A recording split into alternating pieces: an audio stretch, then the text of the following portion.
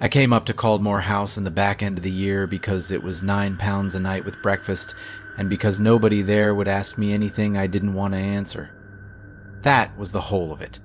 I'd like to give you a better reason, something with shape to it, but the truth is, small and a little shameful. I'd lost the job in the spring and the flat in the summer, in that order, one pulling the other down the way the second wheel goes once the first one's gone. I had a bit of money left, not much, and a car that I'd sold for less than it was worth, and a phone that had stopped ringing so completely that I'd taken to checking now and then that it still worked at all. I needed somewhere cheap to be while I sorted myself out. That was the phrase I used in my own head over and over, like a coin worn smooth, while I sort myself out. Caldmore was cheap, and it was far, and it was the kind of place where a man could stop existing for a while without anyone minding, and that, in the autumn of that year, was exactly what I wanted. It's a tall gray house on the Moor Road, 4 stories, built in the last century as a hydropathic hotel, one of those places they put up when people believed cold water and high air could cure anything, where the wealthy went to be wrapped in wet sheets and walked round gravel terraces for their nerves.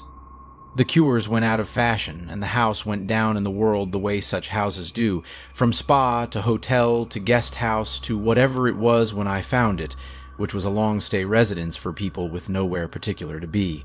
There's one road up to it off the valley, and the road keeps going past it over the top of the moor and down the far side to a town I never saw, in season of bus runs. It was not the season. Mrs. Verrall kept the place. She was a calm, soft-spoken woman of about 60 who moved through the corridors without seeming to hurry and without seeming to make any noise, and who greeted everyone by name from the first day as if she'd been expecting them for years. She showed me to a room on the 2nd floor with a basin and a view of the terrace and the moor going on gray behind it, and she said the breakfast was at 8 in the morning room and that I should come down whenever I liked and not to worry about the rest.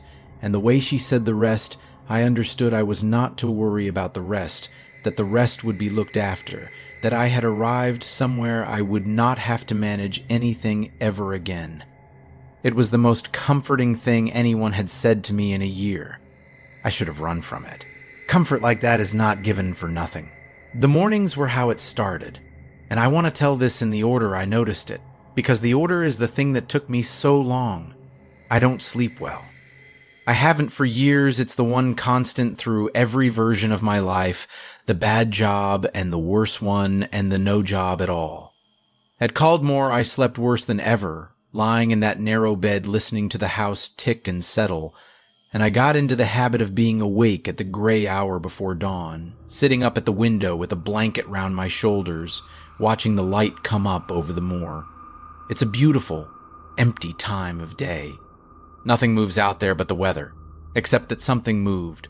On the 3rd or 4th morning, I can't be sure which, and that uncertainty is itself part of what I have to tell you, because at Caldmore the days do not hold their numbers. I was at the window in the gray hour, and I saw a figure come out of the front door below me, onto the gravel, and walk away down the moor road into the mist. It was a man I half knew from the dining room, an older man with a tweed cap who'd nodded to me over the porridge. He had a small bag in his hand, the kind you'd pack for one night, and he wore his coat buttoned and his cap on, and he walked down the road at an easy pace, not hurrying, not looking back. And the mist that sat in the dip of the road took him in by degrees, his legs first, and then his body, and then the pale square of the bag swinging at his side, until the road was empty and gray and he was simply not there anymore, I thought. He's leaving early to catch a connection somewhere. People do. I went down to breakfast at 8 and he wasn't at his place, and I thought no more of it, except that at breakfast the morning room seemed fuller than it had been, and I couldn't have told you why, and I put it down to my own poor sleep. That's the whole of the first wrongness. A man left. The room was fuller. Nothing you could point at. If you'd been there, you'd have noticed nothing at all. But I was awake every dawn, you see, and so I saw it every dawn. A figure on the gravel, a small bag. The buttoned coat, the unhurried walk, the road, the mist, the taking in by degrees. Different people. A young woman with her hair in a scarf.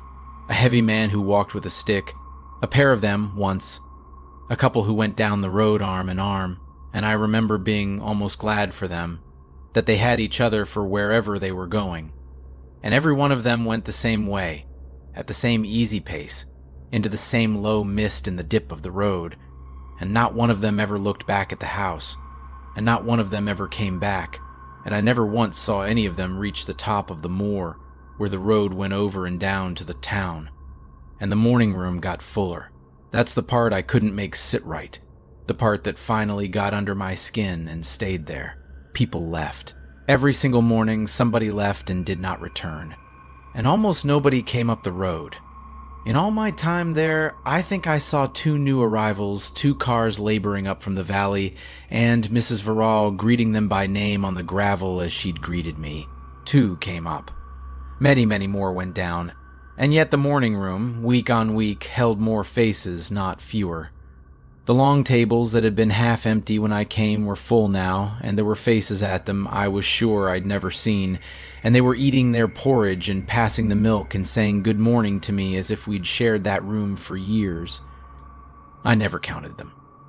I want you to understand that. I never sat down with a pencil and did the sum, because some animal part of me knew that to do the sum, to make it that explicit, would be to invite something I wasn't ready for. I just lived inside the wrongness of it, the way you live inside a smell you can't place. More went out than came in. And the place got fuller. Both of those things were true, and they could not both be true, and I carried them around together like 2 stones in my pockets, and I did not do the sum. I tried, once, to ask one of the levers where they were going. This is the closest I came to doing anything, and I want to set it down honestly, because it was not bravery. It was loneliness. I wanted, more than I wanted answers, to talk to someone who was about to go somewhere, because everyone at Caldmore had the settled, slowed quality of people who had stopped going anywhere at all, and I was starting to feel myself slowing into it too, and it frightened me. There was a woman, Annie, who'd been kind to me. She'd shown me where the good chair was in the lounge, the one with the reading lamp that worked, and one evening she told me, with a soft, pleased look, that she'd had her call, and that she'd be off in the morning. I asked her where to. She thought about it the way you'd think about a dream you were already forgetting, and she said, on. You know, just on. I asked if someone was coming to fetch her, or if she had family expecting her, and she touched my hand and said no, nothing like that it wasn't that sort of going, and that I wasn't to worry, that I'd understand it perfectly well when it was my turn. She seemed happy. That's the thing I can't get past. She seemed so deeply, restfully happy, the way you'd be happy if you'd been carrying something heavy for a very long time, and someone had finally said you could put it down. In the morning, I was at the window, and I watched Annie walk down the road with her small bag, unhurried, into the mist, and not look back. And later that day, I walked down the road myself, in the daylight, to see where it went. I told myself I was going for the air. It was the first time I'd left the gravel inn. I didn't know how long, and that not knowing was its own quiet horror. The road went down into the dip where the mist sat in the mornings, and in the afternoon light there was no mist, just the road, wet and gray, going on between the heather. I walked for what I judged was a mile, maybe more, expecting the climb up to the top of the moor where the road went over. The land stayed flat. The road stayed level. And after a time I came round a slow bend, and there, ahead of me, gray and tall against the moor, 4 stories with the terrace and the basin windows, was Caldmore House. I had walked away from it down the only road, and the road had brought me back to its front door, and Mrs. Verrall was on the gravel as if she'd been waiting, and she said, "There you are. You'll want your tea." And I went in and had my tea, and I did not walk down the road again. By the roadside, in the dip, half in the heather where someone might drop a thing and not notice, I had passed a small bag, buttoned, the kind you'd pack for one night. I didn't open it. I think I already knew that if I opened it I'd find Annie's things folded neatly inside, her cardigan, her hairbrush, everything she'd carried out that morning, and no Annie anywhere. And I didn't want to be a person who knew that, so I walked past it, and I have been walking past it in my mind ever since. You'll ask why I didn't simply leave. People always ask that in stories like this, and the asking carries a little judgment in it, as if the answer would be obvious to them. So, let me try to give you the answer, because it's the center of the whole thing. There was no leaving except down the road. The phone got no signal up there, and never had I known that from the first day and not minded it, because not being reachable was the point of the place. There was no bus out of season. The 2 cars I'd seen come up had been other people's, and they had not, that I ever saw, gone down again. I had sold my own car before I came. I could have walked out over the open moor, I suppose, struck off across the heather away from the road entirely, and I thought about it. I thought about it a great deal. But the moor up there is bog and bad ground, and whether that comes in without warning, and a man who goes off the road on a moor in the back end of the year is a man they find in the spring, if they find him at all. And there was a deeper thing, underneath the practical things, that I am only now able to say plainly. I didn't entirely want to leave. That's the horror of Caldmore, the real one, the one the leaving figures in the filling room were only the surface of. The place was kind. It asked nothing. It had taken from my shoulders the whole crushing weight of sorting myself out, of being someone, of having a job and a flat and a future I was failing at, and it had given me instead a narrow warm bed and porridge at 8 in a chair with a lamp that worked and Mrs. Verrall saying don't worry about the rest. And there was a part of me, a large and growing part, that wanted nothing more in the world than to keep putting that weight down, to slow into the settled stillness of the others, to wait restfully, contentedly, for my turn to have my call and walk down the road into the mist with a small bag and not look back and be, finally and forever, no trouble to anyone. I have never in my life been wanted somewhere the way Caldmore wanted me. And being wanted when you have been wanted by no one for a long time is the strongest drug there is. My call came on a morning I can't number, because by then I had stopped being able to number the mornings at all. I woke before dawn as always, and I was at peace. That's how I knew. I was filled head to foot with a deep and gentle peace, the peace of a decision already made somewhere below the level of deciding, and I felt happy, and I felt light. And I felt that the long bad year and the longer bad years before it had all been leading sensibly and kindly to this morning when I would put it down. And I looked, and on the chair by the door my coat was laid out, buttoned ready, and beside it on the floor was a small bag, packed by my own hands in the night, in my sleep. I have no other explanation.